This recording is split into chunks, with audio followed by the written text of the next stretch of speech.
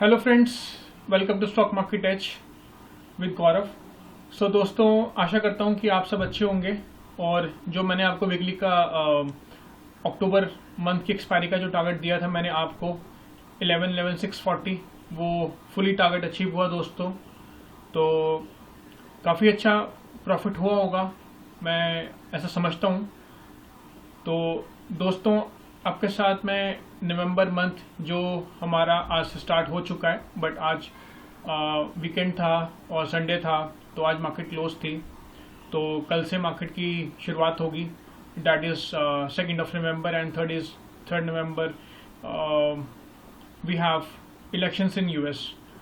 सो दोस्तों, बात करते हैं कि निफ्टी के अंदर आगे वाले एक हफ्ते या 2 हफ्ते में या पूरे नवंबर मंथ के अंदर क्या निफ्टी का टारगेट हो सकता है और क्या मार्केट के अंदर क्या रेंज रहेगी, और ये सब चीज़ें हम इस वीडियो में समझते हैं। तो जो नवंबर मंथ का टारगेट है दोस्तों, उसके लिए मैं एक अलग से वीडियो बनाऊंगा, क्योंकि वो वाला में जो टारगेट है वो 10,565 का निकल के आ रहा है मेरा।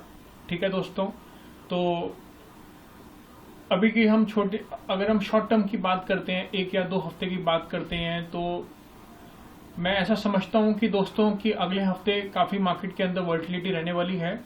और अगर मैं बात करूं कि वॉल्टिलिटी की, तो वॉल्टिलिटी कंटिन्यू रहेगी टिल एंड ऑफ दिसंबर।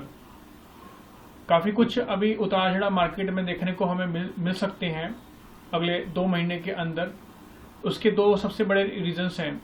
सबसे बड़ा रीजन है कि एक तो है यूरोप के अंदर और यूएस के अंदर लॉकडाउन की पॉसिबिलिटीज और ज़्यादा बढ़ सकती हैं। यूएस में आई थिंक, जहाँ तक मुझे ऐसा है, जहाँ तक मैंने अपने फ्रेंड से सुना है कि कुछ जो वहाँ पे जगह हैं, वहाँ पे कुछ एक्टिविटीज़ अभी बंद कर रखी हैं। लॉकडाउन कंप्लीट नहीं है, बट पार्शियल लॉकडाउन है वहाँ पर यूएस में, ऐसा as per my understanding and as per my discussion with my friends. और दोस्तों, यूरोप के अंदर अगर आप गौर से देखोगे तो काफ़ी मार्केट गिरी है। उसका सबसे बड़ा जो कारण रहा है मार्केट गिरने का, वो है यूरोप में लॉकडाउन। जर्मनी में लॉकडाउन लगा है, उसके बाद फ्रांस ने लगाया, अब ब्रिटेन में बोरिस जॉनसन ने, जो वहाँ के पीएम है, उन्होंने अनाउंसमेंट करी है। आई थिंक शायद आज ही अनाउंसमेंट करी थी कि टिल नवंबर 30 वहाँ पे कंप्लीट लॉकडाउन रहेगा। तो दोस्तों, अभी जिस हिसाब से कोरोना के कारण क्राइसिस चल रहा है, उस हिसाब से मार्केट की जो पोजीशन है वो बहुत ज़्यादा, और मैं बोलूँगा कि मार्केट के अंदर, इंडियन मार्केट के अंदर अभी दिवाली है हमारी। तो इसी कारण से मुझे लगता है कि ऐसा कि अभी नेशनल लॉकडाउन नहीं लग सकता। At least I am not thinking before Diwali, or even after 1 week of Diwali, I'm not seeing any lockdown is happening in our country. तो दोस्तों, बात ये है कि इलेक्शंस भी हैं यूएस में, और अनसर्टेनिटी काफ़ी मार्केट के अंदर है, और यूएस के इलेक्शन के रिजल्ट 7-8 तारीख को बिल्कुल भी नहीं आने वाले, ऐसा सोचना है आप मत। क्योंकि उसके रीज़न ये हैं, क्योंकि इस बार जो उनकी वोटिंग है और जिस हिसाब से उनका जो रिजल्ट्स आते हैं, वो उनका एक क्राइटेरिया अलग होता है। उसमें सीनेट, जो उनका चैम्बर्स होते हैं, सीनेट बोलते हैं उनको, तो वो डिसाइड करते हैं कि मतलब एज पर दी कि कौन सी जगहों से कितना वोटिंग है। तो उसका एक डिफरेंट रूल रहता है।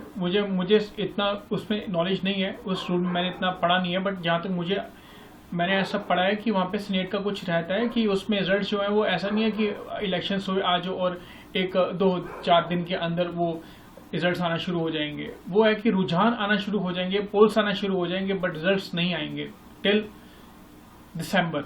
1 या 2 वीक ऑफ दिसंबर तक पिक्चर क्लियर होगी कि इलेक्शंस के अंदर कौन सी सरकार, किसकी सरकार आएगी। या तो जो बिडेन साहब आएंगे, या तो ट्रम्प साहब दोबारा इलेक्ट होंगे। तो वो वाली कंडीशन वो तो एक अलग बात है, वो तो इलेक्शंस की बात है। तो सबसे पहली बात यह है कि हमारी जो इंडियन मार्केट डेफिनेटली रिएक्ट करेगी। तो जिस हिसाब से हमने देखा है कि डाउ जोन्स के अंदर और यूरोपियन मार्केट के अंदर काफ़ी हमें वीकनेस दिखाई दी है, उस हिसाब से इंडियन मार्केट उतनी वीक नहीं है। तो दोस्तों, अगर मैं बात करूं कि निफ्टी का टारगेट जो अगले हफ्ते का रहेगा, वो रहेगा 11,338 के आसपास का, 11,338 का। और आप निफ्टी को सेल राइज करिए। अगर आपको निफ्टी 11,700 50 के आसपास मिलता है तो बहुत ही शानदार मौका है आपको सेलिंग करने का। और अगर मैं आपको बोलूं तो आप एक हफ्ते की पुट मत लेना, आप जो भी 5 नवंबर की जो एक्सपायरी के बाद की पुट है वो कैरी करो आप, क्योंकि 5 नवंबर की पुट कैरी करोगे हो सकता है कि मार्केट काफ़ी वोलेटिलिटी हो और क्या पता मार्केट यहाँ से एक बार एसएल भी हमारा काट सके। बट मुझे लगता नहीं है कि मार्केट 12,050 के आसपास जाएगा, मतलब कि जो मार्केट ने लगाया था, और 12,200 तो मार्केट ने जाना ही नहीं है, ऐसा दोस्तों मुझे लगता है।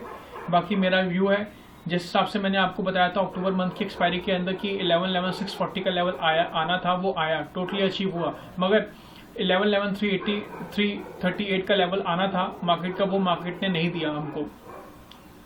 तो दोस्तों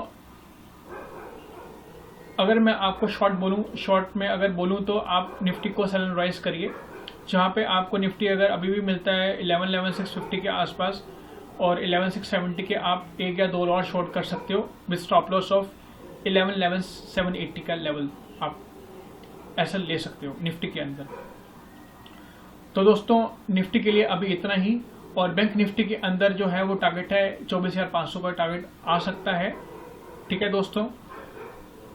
और जहाँ तक मुझे लगता है कि ये टारगेट डेफिनेटली आएगा।